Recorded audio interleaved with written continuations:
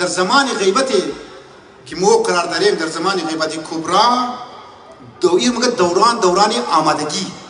تو prepare yourself انگلیش هم خیلی کنه، یعنی تو خود آماده کن.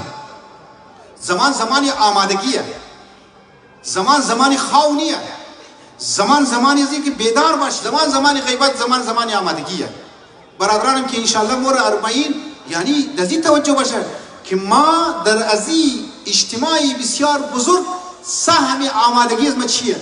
اونجا باید برین آقا گفتگو کنین. علمای اگر قرار داره درباره غیبت، درباره آمادگی که ما به عنوان یک اجتماع، یعنی مردمی که در اجتماعی زندگی مونی برای ظهور ما چی دیوتی داریم، چی وظیفه داریم. لذا میگه دوران آمادگی، دورانی که شیطان نمیخواه که ای آمادگی پریپریشن یا امی تیاری ای ده ثمر برسه شبهات ایجاد مونه از طریق مختلف افرادها. و در آخر زمان شیطانی تقنیه تامیز بور کسه پوس کرده گردن از گوشایی بور وسوسه کنه از طریق همزی انسان ها در سوشال میدیا. خودش خبر نیه، شیطان خبر نیه. الا انهم هم السفهاء ولكن لا يشعرون. سفیه شدن، دیوانه شدن، شعور ندارن، على کار شیطان درست شدن.